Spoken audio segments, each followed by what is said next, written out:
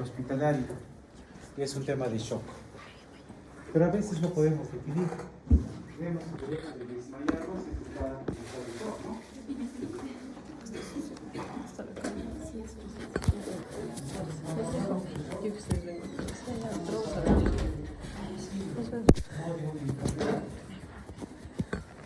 Y cuando yo digo síndrome, como ustedes saben, es el conjunto de signos y síntomas de forma muy simple. Entonces, shock no es enfermedad, es un síndrome. Entonces, ustedes ven una imagen de este tipo y si será shock. ¿Podrían decirme si es shock? Todavía no. ¿Tú tienes que esperar? ¿No tenga pulso? No, con eso ya estoy muerto el paciente. Entonces, si bien el shock, ojo que el shock no necesariamente se asocia a un trastorno de conciencia, que puede ser un desmayo, puede ser un síncope, puede ser un SB, una hemorragia supranoidea, hay muchas causas, hasta un infarto. Pero cuando yo hablo de shock, insisto en lo mismo, ¿no? La mayoría se está imaginando un paciente así.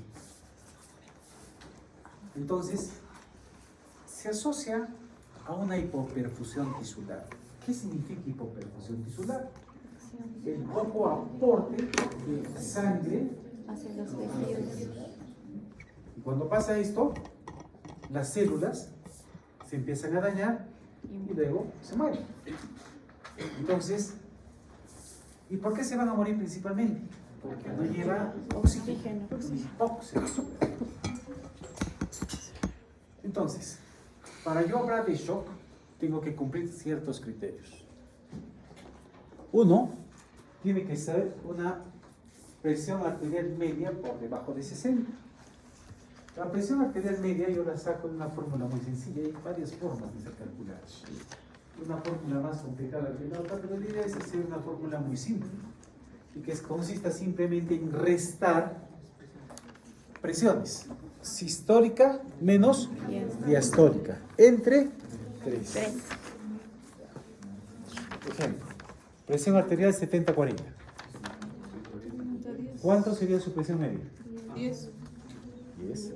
70, 40. Entre 3 y 10. Pero más la presión diastólica. Entonces sería Más 50. 50.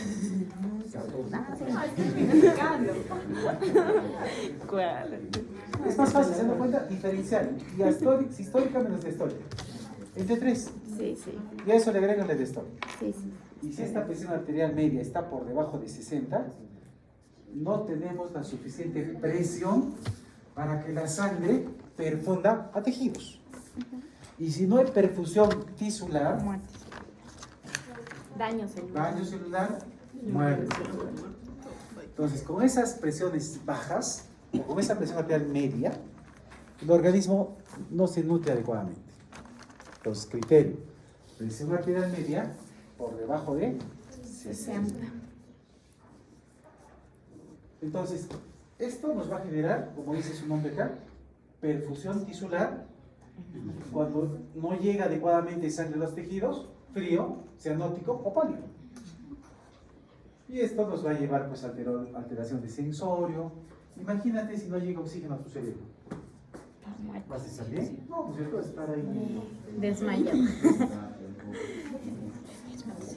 Como está ahora, Bueno, y tiene que ver, en 10 me dices, en 4 días. Tiene que ver mucho con el gasto cardíaco. Porque ¿de qué depende la presión arterial media? Gasto cardíaco por La presión arterial media depende la media. de la sistólica con la diastólica. Diastólica. Ajá.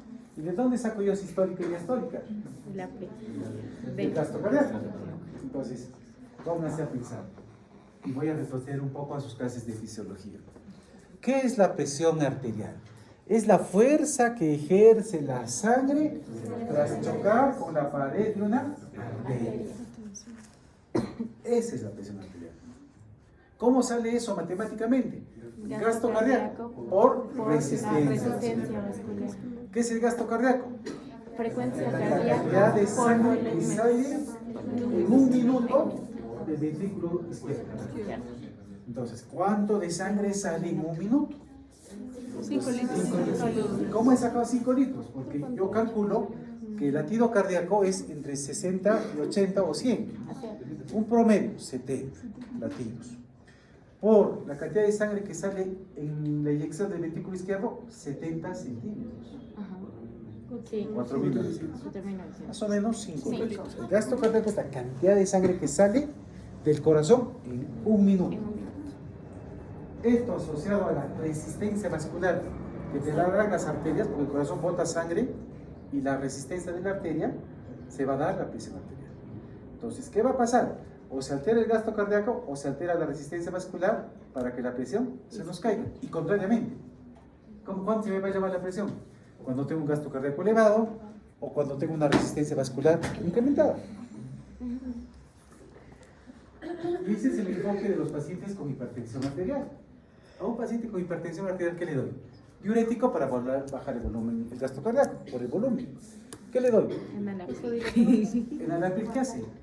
Disminuye la resistencia vascular.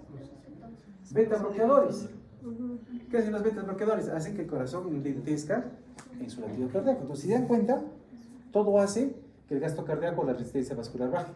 Es un paciente con hipertensión, estoy dándome fármacos que hagan que la presión baje. ¿Se entiende? Y contrariamente, todo lo contrario va a hacer que la presión se me caiga, y si el valor llega con una presión arterial media por debajo de 60, entramos en shock. Cuando yo les pregunto, ¿qué es presión arterial media? La respuesta es la presión efectiva con la cual la sangre perfunde tejidos. Eso lo tienen que tener claro. ¿Me avisas?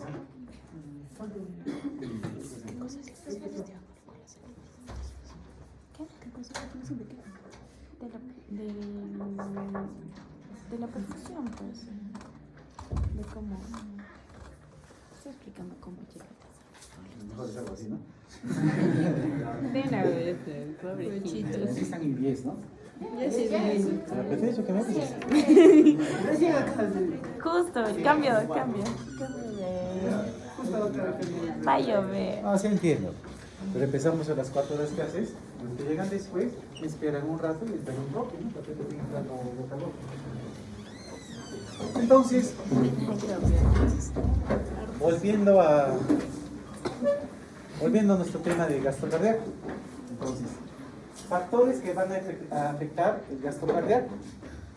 Hora del día, miren, edad, altura, un montón de factores. Y elementos que incrementan el volumen cardíaco. Los dos más la resistencia vascular nos dan presión arterial. Por eso es que cuando un paciente va a un consultorio y le tomas la presión arterial y le sale un poco elevada, ¿qué haces? Esperas un rato y le vuelves a tomar a los 5 minutos. Porque posiblemente el hecho de estar en el consultorio lo asuste al paciente y se sube su presión. Y un factor, si ustedes se dan cuenta, es una descarga adrenérgica que hace que el paciente se asuste y su frecuencia cardíaca suba y su presión suba. ¿No es cierto? Por la descarga de catecolaminas. Ya. Entonces, ¿qué nos va a interesar? La naturaleza y gravedad del fenómeno primario. Nos interesa mucho qué ha ocasionado eso. No va a ser lo mismo que crucen la pista y venga un bus y los atropelle y los haga desangrar. A que tengan una infección que poco a poco los esté, ¿no? Es diferente eso. Es fenómeno primario. No es lo mismo tener presión arterial 30-0 a tener 70-40. Donde de alguna manera la presión todavía puede dar soporte al paciente, va a ser mejor a uno que no le dé nada de soporte. Duración del estado de shock. Y es algo que vemos con frecuencia en los hospitales y con mucha frecuencia. El paciente está con estado de shock y están pasando visita. ¿Qué están haciendo? No, ya al final lo veremos, ya al final lo veremos. Porque de alguna manera uno asume que cualquier paciente en shock se va a demorar más, pero es prioridad atenderlo. Porque mientras más tiempo esté en estado de shock, Más difícil de la reacción de no es más. No, a ver, voy a poner otro ejemplo. ¿Es mejor estar ahogado 1 minuto o 10 minutos? 1 minuto. Mientras más rápido lo saco del agua, va a tener mejor recuperación. Entonces, el otro factor importante son las enfermedades médicas asociadas. ¿Será lo mismo un paciente atleta, un paciente gordito, etcétera? No. Hay que valorar mucho la reserva fisiológica del paciente y el tiempo de inicio del tratamiento. Entonces, son factores que, insisto, parecen repetitivos, parecen como cuando les explico qué es presión arterial, qué es historia clínica y me contestan documento médico legal. Típico. Es igualito yo, les digo, atiendan rápido, pero se les olvida, no sé por qué. Saben qué deben hacer, saben qué es, pero no lo hacen. Entonces caemos a lo mismo, ¿no? Y todavía no hacía el último, todavía está respirando un poco más, me van a decir, ¿no?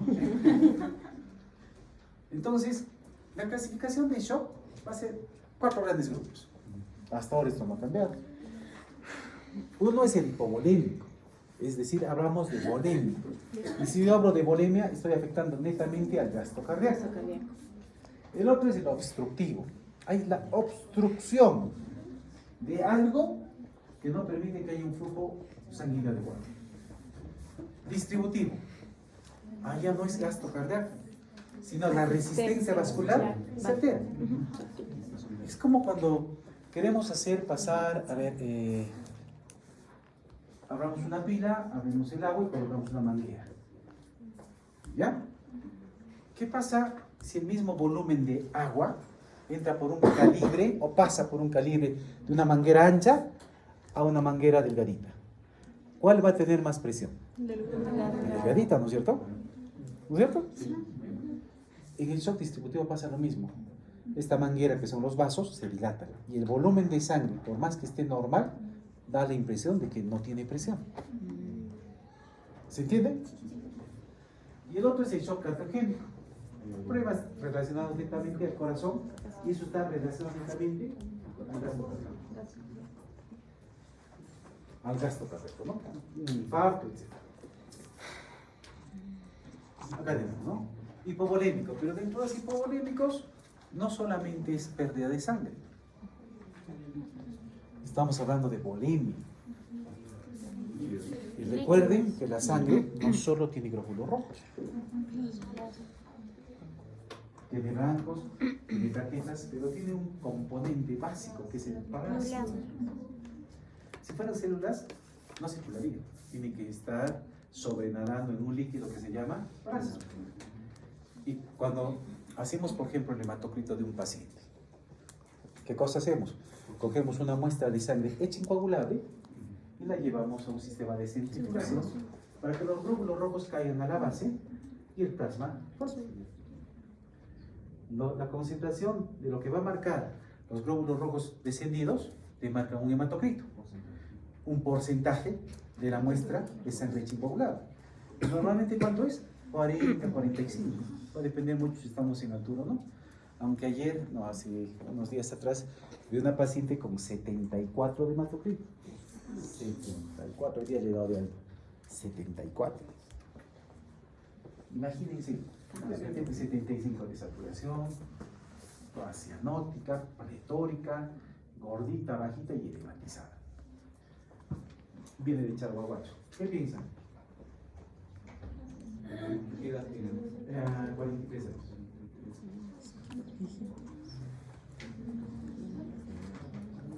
¿Qué pensaréis? O sea, ¿por qué la poliglobulina? Y le he sacado 7 paquetes de sangre, 7 le he sacado. Wow. Y seguido con 52.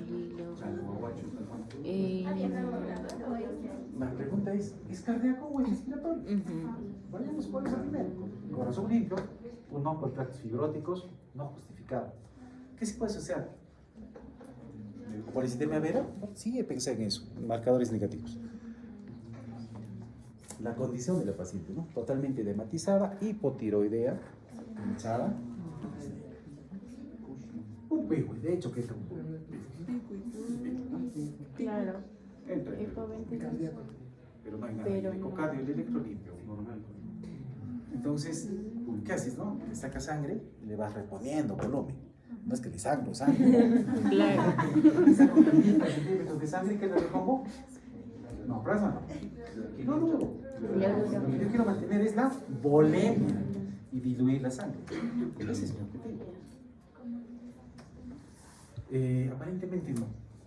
Entonces, cuando yo hablo de hemorrágico, decía, la última de hoy día dentro de sacar sangre, le han pinchado, doctor, y si sangre, pues sangre, pues necesito que siga sangrando, pues, ¿no? Claro.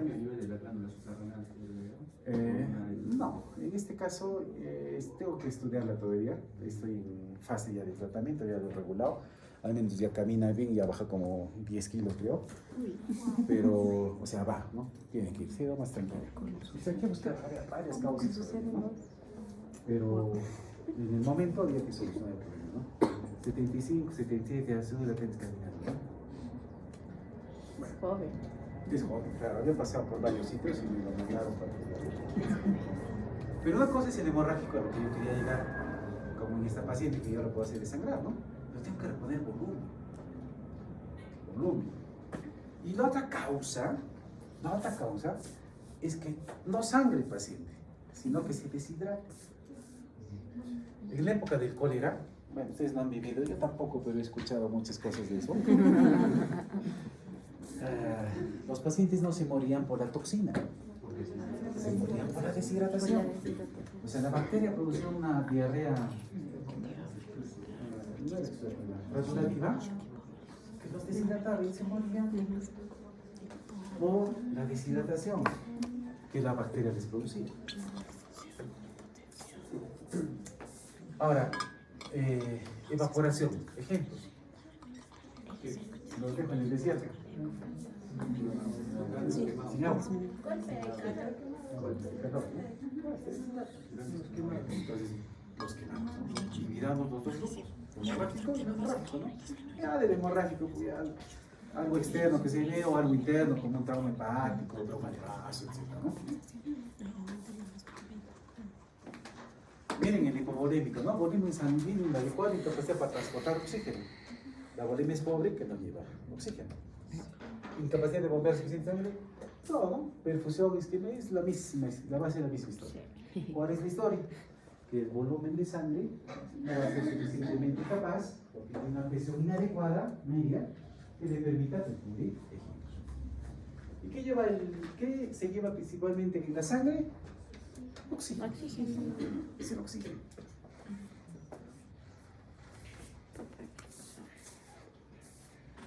Un deshidratado. Obstructivo.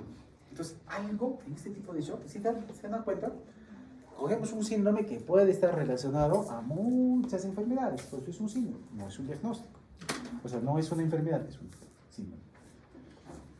Taponamiento cardíaco. ¿Qué significa un taponamiento cardíaco? Es causado por un gran derrame. Taponamiento cardíaco, como su nombre lo dice, algo que tapone el bombeo adecuado del corazón. Pero no solo en sistole, también en diástole. ¿Y qué pasa? Por ejemplo, una pericarditis. Pericarditis por tuberculosis, que es lo que vemos con frecuencia. Se llena líquido entre el pericardio y el miocardio. Y el ventrículo y las aurículas no se pueden ni dilatar ni contraer. Los signos de taponamiento cardíaco, por ejemplo, son ¿cuáles? Triada de ingurgitación. Ruidos cardíacos hipofonéticos sí, pero no son las triadas. Hipotensión. Es triada. Hipotensión. También. El signo de Kussmaul. Ah, sí, en una. Vayamos por ese lado. Ácidos. El signo de Kussmaul. Normalmente cuando inspiramos, ¿qué pasa con nuestras yugulares? Se colapsan. En este caso el paciente inspira y aumenta. Porque al inspirar altera las presiones intratorácicas y en vez de chupar el corazón, expulsa. El signo Kussmaul, por ejemplo, es típico en el taponamiento cardíaco. También hay el famoso pulso paradójico. ¿Qué es el pulso paradójico? Es cuando normalmente en inspiración también el pulso debería disminuir, pero ¿Pulso? presión. No, se confunde con frecuencia. Como escuchan pulso paradójico, piensan que es pulso. No es pulso. Es la caída de la presión. En la inspiración, más de 20 para la sistólica o más de 10 para la diastólica. Ejemplo, paciente tiene 90, 60 de presión. Si inspira y le tomo la presión y llega a, ¿cuánto era? 90, 60, ¿no? Sí. 80 y 50. 50. ¿Tiene o no tiene? 10 minutos. No, 10. es 10, 20. 20 para la sistólica. La 90 tendría que bajar por 70. 70. Y la diastólica 40.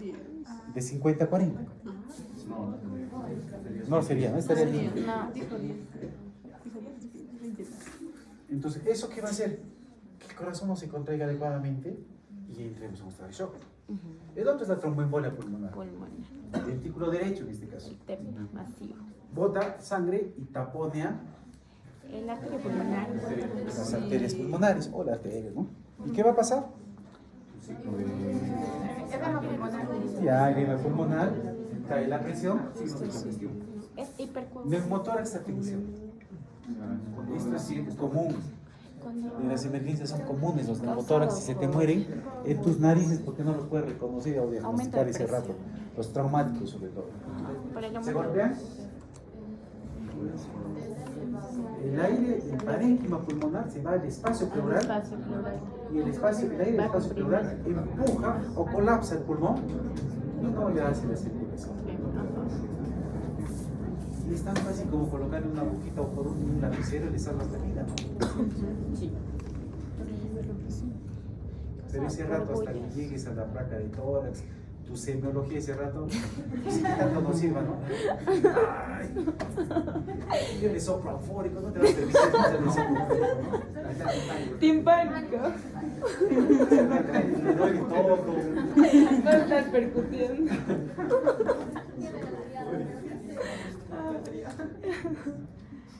Entonces, no, obstrucción de flujo. Acá es obstrucción de flujo. Está muy sencillo, ¿no es cierto? Relacionados al corazón o estructuras adyacentes que produzcan justamente esta obstrucción. Por ejemplo, este neumotórax, ¿no? Aire. Radio. Ah, Este colapso. pulmoncito. Todo esto es aire que comprime el pulmón y empuja el corazón. Porque miren el patrón. El patrón en el pulmón del lado izquierdo tiene trama broncovascular, una radio opacidad. Radiopacidad, ajá, en el aire es negro. En cambio, en este lado, radios y luces. Y miren, acá estoy viendo la escápula pulmonar. Sí. Acá el pulmoncito colapsa. Colapsa. Todo esto es. Claro, hay varias causas. Últimamente estábamos viendo un estudiante de medicina, neumotórax espontáneo. Sí. Burlas. Por bulas. Claro, en síndrome cavitario sí, pues se rompe una cavidad y queda. Por Pero eso sería alguien tuberculosis, por ejemplo, ¿no? Mayormente son jóvenes longilíneos y que fuman demasiado. Claro, El fumadores. espontáneo. Pero ustedes se han dado cuenta, no sé, ya está desfasado el grupo generacional de ustedes, pero yo veo gente que fuma cada vez menos, ¿no? O en su círculo. veo No, más. no mucho. Creo que es el entorno. Es entorno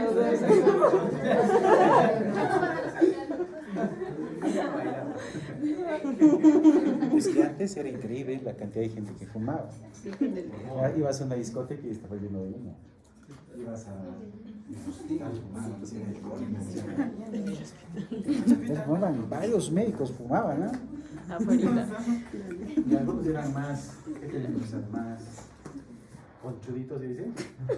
En serio, ¿ah? Es anecdótico. Todavía el doctor vive, pero fumaba y estaba haciendo un degrado. Fumaba. Y dice con una mano así, con la otra.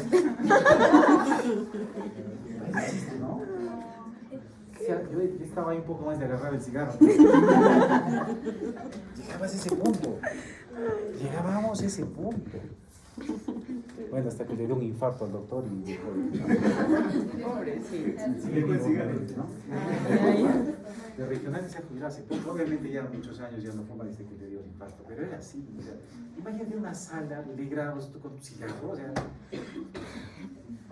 Bueno, hay sitios para fumar, ¿no? Pero se ve, bueno, esa es mi percepción, espero no equivocarme, pero la gente cada vez fuma menos, ¿no?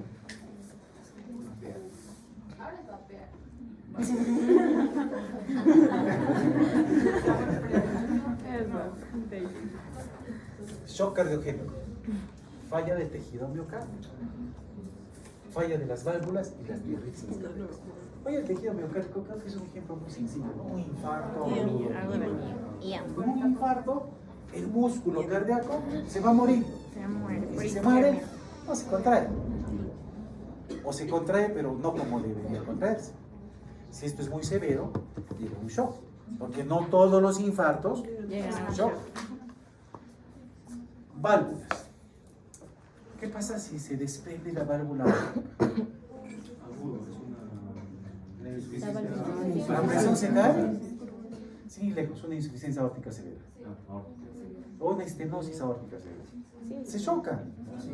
Es más, primero se sincopan, después tienen dolor precordial, la triada también, ¿no? De 2, 5, 2, 3 y 5 años, ¿no?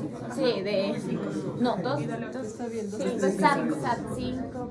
Entonces, No, sí. si no, si la estenosis es tan chiquita, por más que se contraiga el ventrículo, no le va a permitir salir sangre. O si es insuficiente, ¿no? A eso se refiere esto, ¿no? Y las arritmias cardíacas. Fibrilación. Entonces, yo siempre pongo este ejemplo, ¿no? En la fibrilación auricular de respuesta alta, entonces, si yo les pongo ejemplo, el paciente tiene una frecuencia cardíaca de 150 latidos por minuto. ¿Su presión sube? Baja. ¿Por qué? Porque les he dicho que si ahorita te hago correr allá, vas a tener una frecuencia cardíaca de 150 y te aseguro que tu presión está alta. Porque tiene que ver el gasto cardíaco con volumen. Cuando en 2 semanas que vas a dar tu examen, va a estar tensa, y tu frecuencia cardíaca va a subir. ¿Y tu presión sube o baja? Entonces, ¿por qué he puesto arritmias cardíacas que me pueden producir un shock cardiogénico? Porque, por ejemplo, la fibrilación auricular puede formar trombosis. Y eso puede causar. Ya, pero sería otra cosa, sería trombosis. ACV puede producir también. Ya, ACV, ya, pero no estoy hablando de shock, el ACV no necesariamente lleva shock. No es suficiente el tiempo para que pueda llevar Muy bien. El corazón tiene que tener un tiempo para que se cargue y bote, ¿no es cierto? Pero si es tan rápido, no le doy tiempo al corazón a que se contraiga bien y bote el volumen de sangre suficiente para elevar presión. Entonces, cuando nosotros encontramos pacientes con frecuencia cardíaca por encima de 200, posiblemente te haga un shock. ¿Cuál es el tratamiento? En una fibrilación, claro, hay cardioversión eléctrica. Si estás en shock, tú tienes que descargar, no se puede. Pero si la frecuencia cardíaca está en 180 y la presión no se ha caído donde está de shock, fármaco. Lo vemos. Después el distributivo. El tema ya no es el gasto cardíaco. No, es resistencia vascular que aumenta. Pues la resistencia vascular. Cuando hablamos de resistencia vascular, estamos hablando, ¿no?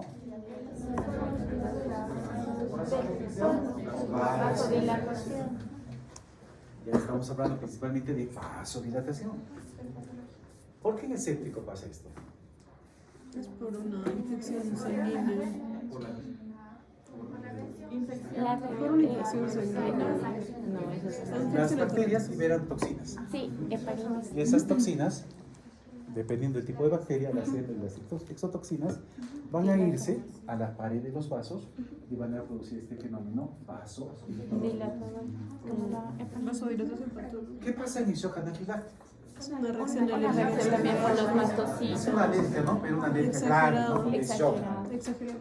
Recuerden, cuando hablábamos de edema por incremento de la permeabilidad capilar, hablábamos de edema en labios, de glotis, de párpados. Sí, pues justo hace también una semana será un paciente con diclofenaco y orfenador. Casi se muere.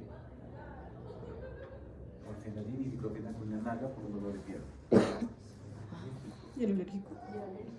Supongo que no sabía, ¿no? Obviamente era alérgico, ¿no? Se muere, ¿no? ¿Qué pasa ahí?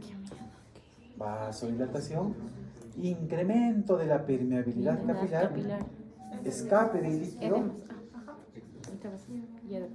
y hacen la anafilaxia que los puede llevar a un shock anafiláctico. Si ese incremento de permeabilidad capilar se hace en forma generalizada, anafilaxia de shock. Y el otro es el neurogénico, ¿no? Alteración del sistema nervioso. Sistema nervioso Cardíaco, sí. parasimpático. Simpático, parasimpático, ¿no? ¿Quién puede ser la vasoconstricción? El simpático. ¿La dilatación? ¿No? Hasta ahí estamos totalmente de acuerdo. Descargas vasovagales, por ejemplo, un golpe a nivel del plexo celíaco, va a producir una descarga vasovagal. Un trauma medular. A los pacientitos que se accidentan, le hice un medular, dolor, descarga parasimpática. Sobredosis de drogas Y si ustedes se dan cuenta, ¿yo qué debería dar en un paciente con shock distributivo? ¿Qué yo me quedaría? ¿Le daría sangre? No. ¿Agua? Vasoconstrictores. Vasoconstrictores. porque está Medicamentos que me ayuden a vasoconstrictor. la cabeza, la noradrenalina. Antes vamos a adrenalina, no había mucho noradrenalina. Para que construya. En una época usábamos dopamina. Porque no había adrenalina. La dopamina tenía otro mecanismo de acción que te ayudaba, ¿no? Pero un distributivo de hecho que tiene que noradrenalina. Bien, en el shock neurogénico, lesión de la médula ¿Catecolaminas también, espinal, no? ¿O no? pérdida de la respuesta simpática. Si no hay simpático, parasimpático. Recuerden que es un... o sea, Compensar. son presupuestos.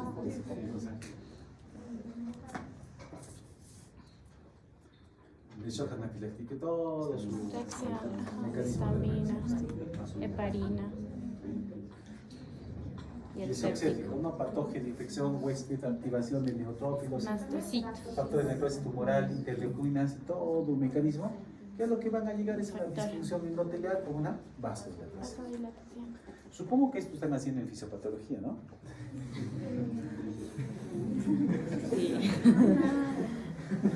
Ahora, aprovechando este momento, Ay, justamente estamos en el proceso de malla curricular. Justo ya teníamos una reunión, era una malla curricular. Y quiero hacerles una pregunta por eso, porque a propósito de esto. Antiguamente semiología se hacía en un semestre. Y antes, cuando empezó la carrera, era semiología y fisiopatología. Los dos juntos. Los dos juntos en un semestre con 7 cursos. Así se empezó. 8. Después se dividió. Semiología por un lado y fisiopatología se fue con patología clínica. ¿No patología qué? Patología. ¿No? Algo así con patología. Patología. Y enseñaban los anatomopatólogos, ¿no es cierto? Pero yo cuando les preguntaba de fisiopatología, ellos me decían que nunca habían hecho fisiopatología. O sea, semiología y fisiopatología. Y después se va a semiología por un lado, porque era mucho, y fisiopatología lo juntan a patología. Pero los que hacían patología no enseñaban fisiopatología. Y era una deficiencia de los chicos. Hacían semiología bien, pero la patología con la fisiopatología no la compartían. Y cuando yo me entrevisté con los patólogos, bueno, con 1,5 podría decir. Uno más o menos, ya no bien. A uno le pregunté bien y al otro no. Me dijeron que no les alcanzaba tiempo, que no era, pues, no encajaba. Y se decía, ¿por qué nos han puesto a patología clínica y fisiopatología, no? Pues cuando hacemos la malla curricular del 2020, en la cual están ustedes, ¿no? Sí. Se divide, ¿no? Semiología, yo soy el encargado de que se divida semiología porque era mucho. Y lo divido semiología 1 y semiología 2. Y además, digo, ya lo voy a sacar fisiopatología de patología clínica. Y lo hemos dividido, por eso hay fisiopatología 1 y fisiopatología 2. No, Que por lógica, fisiopatología 1, claro. fisiopatología 1 lleva de los 4 cursos. Y fisiopatología 2 de los 3 cursos, porque es lo lógico, ¿no? Ahora, en esta nueva malla curricular, no, y pasó eso, ¿no? Y les digo, ¿y quién me enseña fisiopatología? Los patólogos. Oye, pero cuando enseñaban patología y fisiopatología, no enseñaban fisiopatología y ahora quieren enseñar fisiopatología. No era coherente, ¿no? Pero bueno, sería. Y ahora, más o menos mi intención, por eso que les voy a preguntar a ustedes. ¿Quieren volver semiología 1? Lo mismo. Y fisiopatología, pero fisiopatología solo como curso separado en el 5º semestre. O sea, Y, que- en otras palabras, desaparecer fisiopatología 2. Ay, juntarlo. pero serio también uno solo. No, No, semiología se 1 mantiene, y 2. como fisiopatología, pero no va a haber fisiopatología 1 y 2, solo fisiopatología. Como tal. O sea, como su segunda vida. O sea, 1 y 2 se juntan. No, Ya pues, podría, ¿no? Pero nosotros igual. No, pues, pues yo digo, hay semiología 1 y semiología 2, yo creo que está bien. pero no quieren que haya fisiopatología 2, sino que solo haya fisiopatología 1. Sí, sí. Está bien como está. Está bien como está. Porque a la par ajá. Se avanza a la par. Sí. Ajá, uno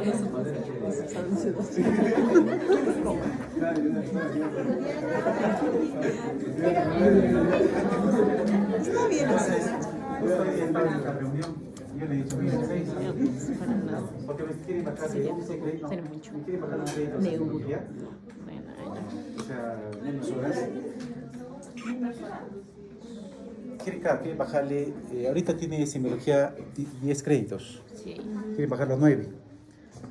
O sea, quitar 2 horas de práctica. Pero aumentar el fisiopatología de 2 horas, hacer 4, pero en el 5º semestre, ya no en el 2. No, sería pesado. No va, ¿no? No, Por eso para quiero su nada. opinión. Para nada. Está bien a la Porque par. fisiopatología en el 5º semestre, encima todavía tendría que agarrar semiología 2. O sea, tendría que agarrar, si solo hay una fisiopatología, tendría que agarrar de los 7 segmentos, que recién harían ustedes. Está bien a la par. Sí, pues, sí, está bien, para mí está bien, pero sé por qué no te hablar. Y la otra opción es, les dije, manténme los créditos de semiología 1 y ponme semiología y fisiopatología juntos. Peor. Peor. Hasta ahí nos quedaría. Está bien, doctor, se complementan de una u otra manera. Se complementan.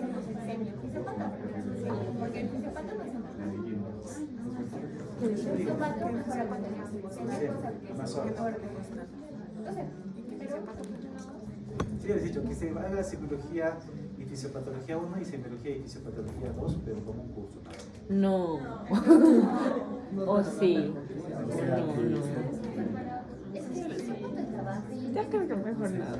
Pero antes de hacer semiología y fisiopatología, 7 segmentos en un semestre. Ay, no, doctor. Ay, no. Por eso lo separé, para no jalar y seguimos jalando. Bueno, volvemos a show. Pero viendo la idea, ¿no? O sea, no sé. No, llevan pues patología y todo. Doctor, esta malla curricular, ¿para qué año? ¿Cómo se agarra usted? No, sé que se trata en harto, ¿no? ¿Cada cuánto cambian la mano? 3 a 4 años. Pues estábamos en eso ahora en la... Pero en mi tema yo me he quedado, lo vamos a discutir, pero siempre es bueno preguntar para ver cómo ustedes lo perciben. Para mí que lo dejen así. Muy bien, chicos, acá entonces para el diagnóstico fácil, ¿no? Presión arterial menos de 60, media, Media. taquicardia, llenado capilar, temperatura, alta o baja, nivel de conciencia. Así como ustedes, más o menos. Glaso 5. ¿Por qué me interesan las breces?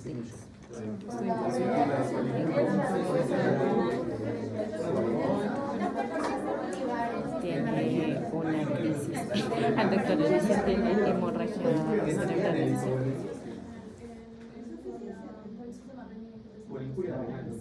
¿Qué preguntó?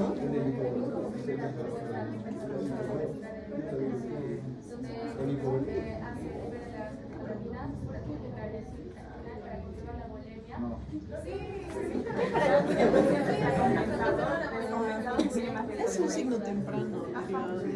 A ver, es sencillo esto. Está hablando de shock, ¿ah? Está hablando de shock. Claro, porque no va a llegar el suficiente volumen de sangre al riñón para que este riñón pueda expulsar. Aparte que en la zona cortical va a aumentar y en la medular va a disminuir, lo cual va a haber una disminución del Y la renina que medicina los se va a activar. Va a No, haber eso sí disminución se de la activa, pero eso no me interesa ese intercambio. dato. No,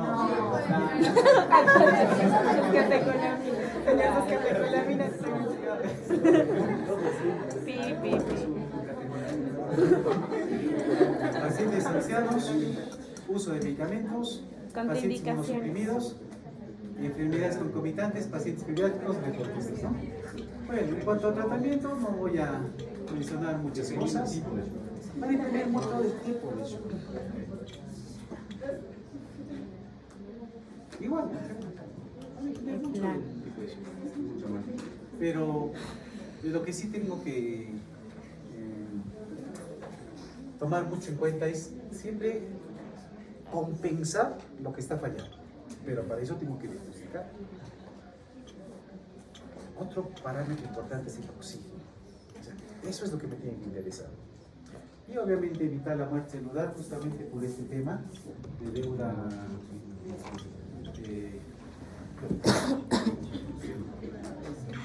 Entonces, oxígeno, 2 vías, fluidoterapia, monitorización cardíaca, gases arteriales, que son rutinarios. Buscar si por algún lado estoy perdiendo volumen, buscar si hay fiebre, si tiene algún medicamento que le ha producido el shock anafiláctico, procedimiento, dolor. Si es hipovolémico, sangre. Si es obstructivo, lo que corresponde hacer. Si es taponamiento cardíaco, le voy a hacer una percarbosintesis, ¿no? Con cardiacosintesis. Le voy a sacar agua de...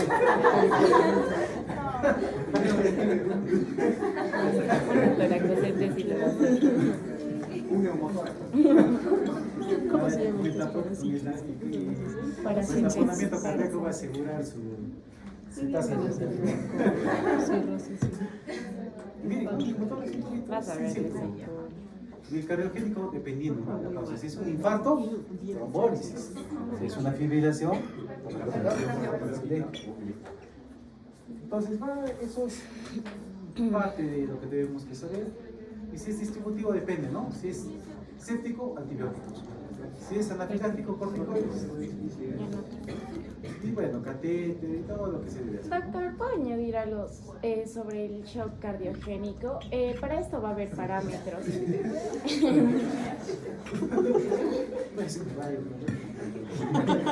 que, bueno, a ver, quiero agregar algo. Para el shock cardiogénico van a haber parámetros para esto. Bueno, lo resaltante acá va a ser la hipotensión, tiene un nombre, que es sostenida. Esta va a ser, la presión arterial va a ser menor a 90 milímetros de mercurio por 30 minutos. Asimismo va a disminuir, va a aumentar la presión pulmonar mayor a 15 milímetros de mercurio, y el índice cardíaco va a disminuir menor a 2.2 litros por minuto. Con esos parámetros se va a llegar también a un shock cardiogénico.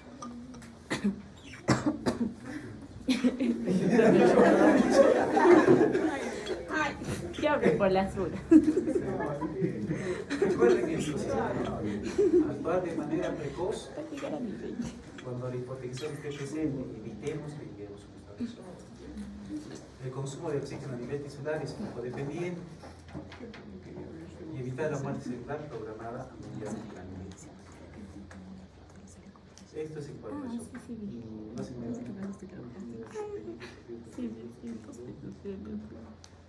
Voy a contar en cuanto al shock séptico. Cuando tiene una sepsis, se debe de hacer la escala del Q-SOFA, en la cual se debe medir escalas como, por ejemplo, si el paciente tiene una taquipnea, que tenga una frecuencia cardíaca mayor a 22 por minuto, que esté hipotenso, que esté menor a 100 milímetros de mercurio en lo que es la presión sistólica, y también tenga una Te escucho.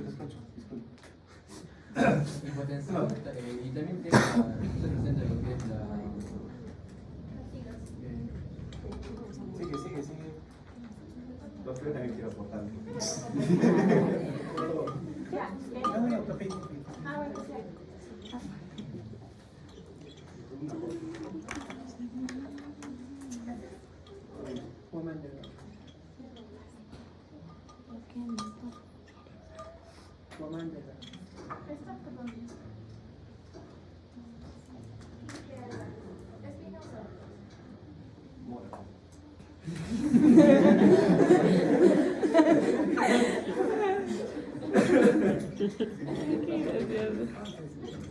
Todos. ¿No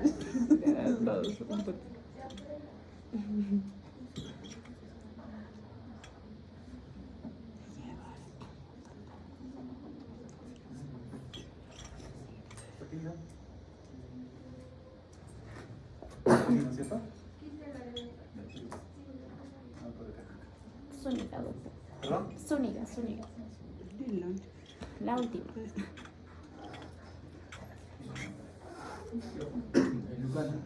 Lucano. Fontana. Como ahí fue el ¿Cuál será el que me ha participado?